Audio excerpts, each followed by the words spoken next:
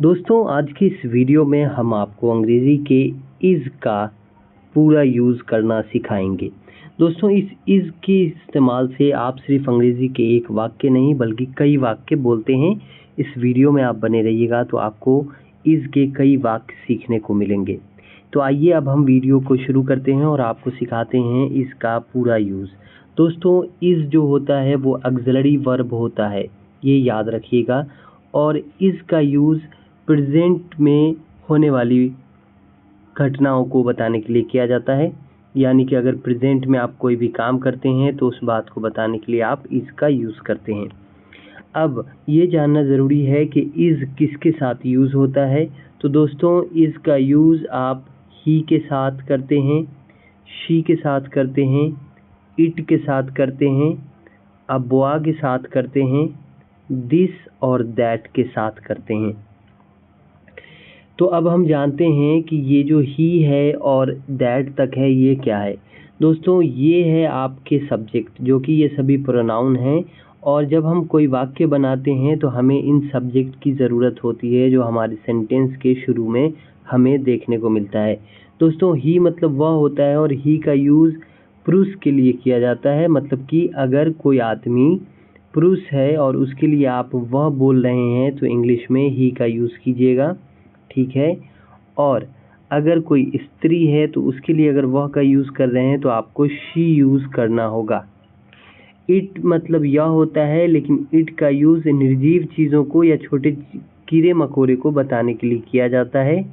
दोस्तों अबवा का मतलब होता है एक लड़का, और एक का मतलब हो गया कि कोई भी चीज़ सिंगुलर हो गया। यहाँ पर जैसे ही वो एक है तो वो सिंगुलर है, और सिंगुलर कोई भी सब्जेक्ट होगा तो उसके साथ वर्ब इज़ यूज़ होता है, ठीक है। तो इज़ के यूज़ होने से इतना समझ आ गया कि ये जितने भी वर्ड आप देख रहे हो यहाँ पे ये सभी सिंगुलर हैं, ठीक है। उसके बाद दोस्तों दिस के साथ भी जो है इसका यूज़ करेंगे। दिस का मतलब वहाँ पे हम यूज़ करते हैं, दिस मतलब यह होता है, और नज़दीक की चीज़ों को बताने के लिए हम दिस का यूज़ करते हैं। उसी प्रकार दैट का यूज़ हम दूर रखी चीज़ों को बताने के लिए हम ये पॉइंट आउट करते हैं, ये इशारा बताते हैं कि दैट इज़ अ बुक। जो भी चीज़ें दूर में हैं तो उसे बताने के लिए हम दैट का यूज़ करते हैं। तो इतनी चीज़ें आपने सीखी। अब आइए हम वाक्य सीखते हैं कि इज़ का यूज़ करके हम कितने वाक्य बना सकते हैं। दोस्तों सबसे पहला वाक्य है कि वह एक डॉक्टर है। तो जब भी ऐसा वाक्य आप बना रहे हो कि वह एक डॉक्टर है, तो सबसे पहले यहाँ है देखिए आ चुका है सेंटेंस के एंड में, तो ये आपका इज़ से बनता है। तो ये क्लियर हो गया कि इज़ इसमें लगेगा। और उसके बाद यहाँ पर देखिए ये एक नाउन है डॉक्टर। तो जब भी वाक्य में अगर आपको ऐसा रहे कि जैसे वह एक डॉक्टर है तो आप बोलेंगे ही इज़ ए डॉक्टर, ठीक है। यदि वाक्य में यहाँ पर नाउन बदल जाता है तो भी आपके वाक्य की बनावट सेम रहेगी। जैसे मान लीजिए यहाँ पे डॉक्टर की जगह पर अगर आ जाता है कि वह एक शिक्षक है, तो दोस्तों आपको कुछ नहीं करना है, नाउन ही बदला है और नाउन रहेगा तो हम ही का इस्तेमाल करके और इस तरह के वाक्य बनाएंगे। जैसे वह शिक्षक है तो हम बोलेंगे he is a teacher, he is a teacher. तो ये है पहला वाक्य जो आपने सीखा कि आप इज़ का यूज़ करके इस तरह के वाक्य बनाएंगे। जैसे कि वह एक डॉक्टर है यानी कि नाउन का यूज़ करके, वह एक नर्स है, वह एक शिक्षक है, वह एक कवि है, ही इज़ अ पोएट, वह एक डाकू है, ही इज़ अ रॉबर, वह एक नेता है, ही इज़ अ लीडर। ये जितने भी नेता हैं, डाकू हैं, पोएट, कवि हैं, ये सभी नाउन हैं दोस्तों। अब आइए दूसरा वाक्य देखते हैं। दूसरा वाक्य है कि वह जा रहा है।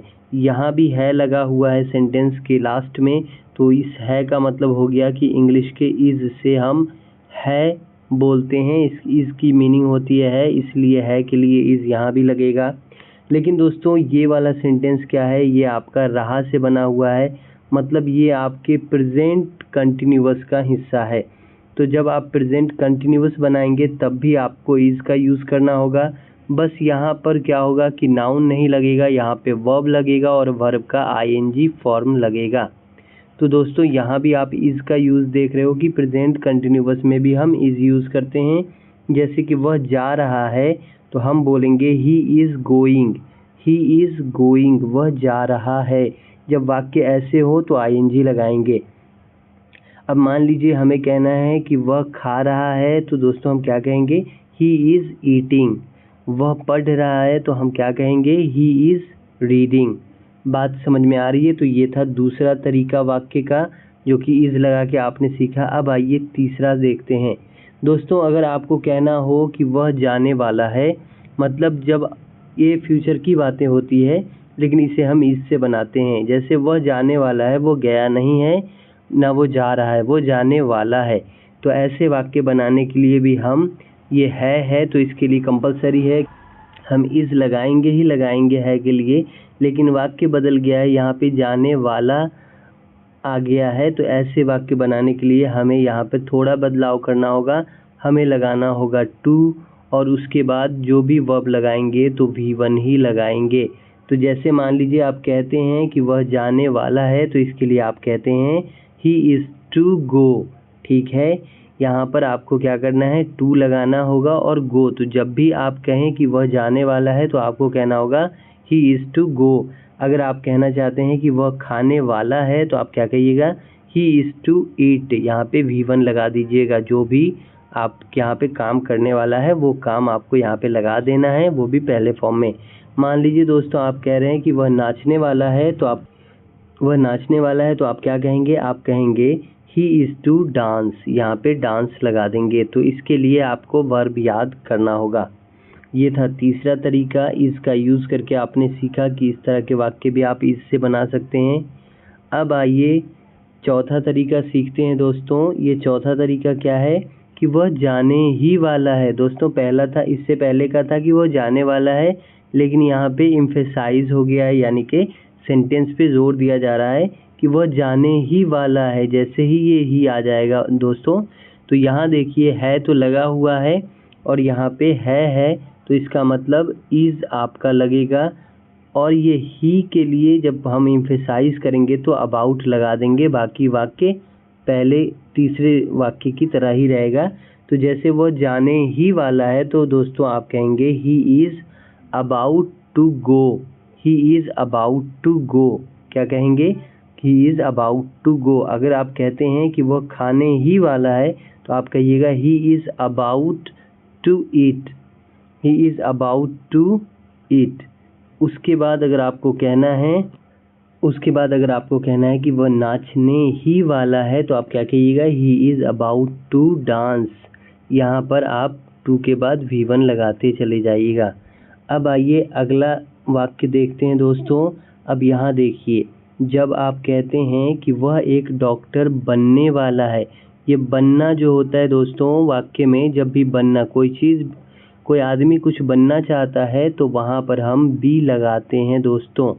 ठीक है, तो बी लगाना कंपलसरी हो जाता है। लेकिन वाक्य पे एक बार ध्यान दीजिएगा कि वह एक डॉक्टर बनने वाला है। ये जो है आप देख रहे हो, ये है क्या है, इज़ से बनता है।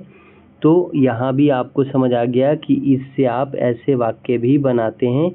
तो जैसे कि वह एक डॉक्टर बनने वाला है, तो इसके लिए बोलिएगा he is to be a doctor. ये नाउन हो गया। ठीक है, तो यहाँ पे क्या बोलेंगे, he is to be a doctor. वह एक डॉक्टर बनने वाला है।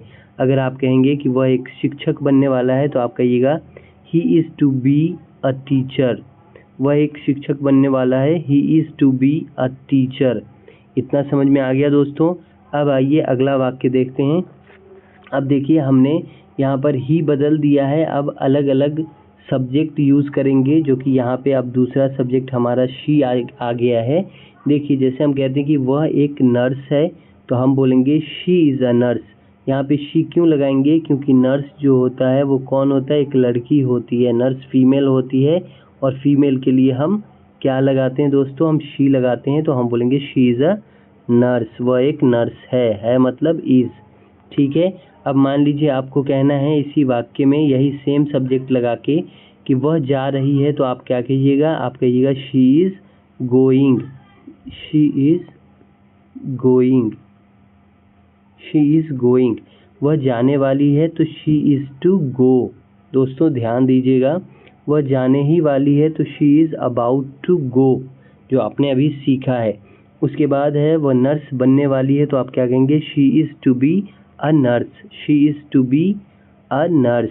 ओके दोस्तों, अब आइए अगला वाक्य देखते हैं। देखिए, आज रविवार है।